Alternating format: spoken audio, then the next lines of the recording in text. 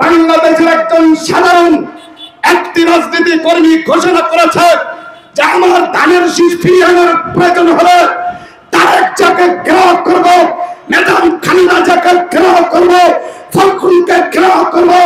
যেই দলের একজন সাধারণ কর্মী তার পার্লামেন্ট নেতাকে ঘেরাও করতে চায়, ওই দলের নেতা এই দেশকে শাসন করতে পারে না। আমার এই দেশ বাংলাদেশ লাল সবুজের পতাকা পাইছি। এই লাল সবুজের পতাকা আমাদের দেশে এমনি এমনি আসে নাই। এই লাল সবুজের পতাকা ধরে যাইয়া ভারত থেকে আমাদের পাকিস্তান হয়েছে, পাকিস্তান থেকে আমরা বাংলাদেশ হয়েছি। বাংলাদেশ আমরা স্বাধীন করেছি গত 71 সালে। এই 71 সালে স্বাধীন করার পরে দীর্ঘ 54টি বছর আমরা বাংলাদেশ স্বাধীন রাষ্ট্র হিসেবে বসবাস করি। ভাইরা আমার, আমরা যুদ্ধ করে দেশ স্বাধীন করেছি।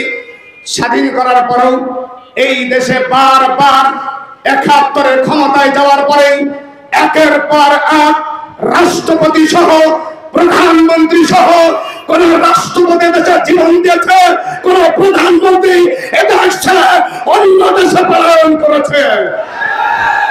এই কারণে আমরা বারবার যুদ্ধ করতে চাই না। আবারও আপনারা দেখেন 24-এ আবারও যুদ্ধ হয়েছে, আবারও বিজয় অর্জন হয়েছে। এই স্লোগান কিন্তু আমরা মাঠে ময়দানে দিই। ভাইরা আমার, 24-এ বিজয় হয়েছে, 24-এ স্বাধীনতা হয়েছে, কিন্তু আমরা লক্ষ্য করে দেখি 24-এর স্বাধীনতা আমল করে কারা রাতে হরণ করে নিয়েছে, লুণ্ঠন করে নিয়েছে। সংগ্রামী ভাইরা আমার, আমি ছোট্ট একটি কথা বলতে চাই আপনাদেরকে। আমরা এই 53-54 বছর পর্যন্ত লক্ষ্য করেছি এদেশের ভিতরে রাজনৈতিক যারা নেতা, একজন নেতা তার কর্মী তার নেতার কথা মানে না।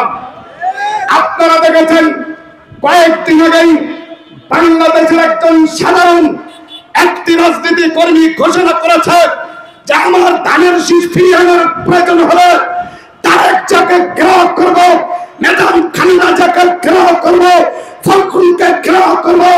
যেই দলের একজন সাধারণ কর্মী তার পার্লামেন্ট নেতাকে ঘেরাও করতে চায়, ওই দলের নেতা এই দেশকে শাসন করতে পারে না। যেই দলের নেতা তার কর্মীকে শাসন করতে পারে না, সেই দলের নেতা কখনো দেশকে শাসন করতে পারে না, এটা হতে পারে না। এই জন্য আসুন আপনাদেরকে উদাত্ত আহ্বান করবো, আপনারা তাকিয়ে দেখুন এই ইসলামী আন্দোলনের এমন একজন নেতা, এমন একজন রাহবার, এই ইসলামী আন্দোলনের কর্মীরা টেকনাফ থেকে টেকনাফ পর্যন্ত আমরা চ্যালেঞ্জ করতে পারি, আমাদের নেতা যদি একবার অর্ডার করে এই ইসলামী আন্দোলনের কর্মীরা সারা রাত সারা দিন ময়দানে দাঁড়িয়ে থাকবে, কর্মীরা সেটাই করবে। সেটার প্রমাণ আপনারা আজকে কিছু কিঞ্চিত দেখেছেন। আমি চ্যালেঞ্জ করতে পারি এই ইসলামী আন্দোলনের কর্মী ছাড়া এইভাবে বৃষ্টির ভিতরে অন্য কোন দলের লোক কর্মী বসে থাকা সম্ভব নয়। আমির তো ঘোষণাই দেয় নাই, আমির আসবে তাই বসে আছি। আমির যদি ঘোষণা দেওয়া হয় শিলা হবে, বৃষ্টি হবে, প্লাবন হবে, একজন কর্মী ময়দান ছাড়বে না।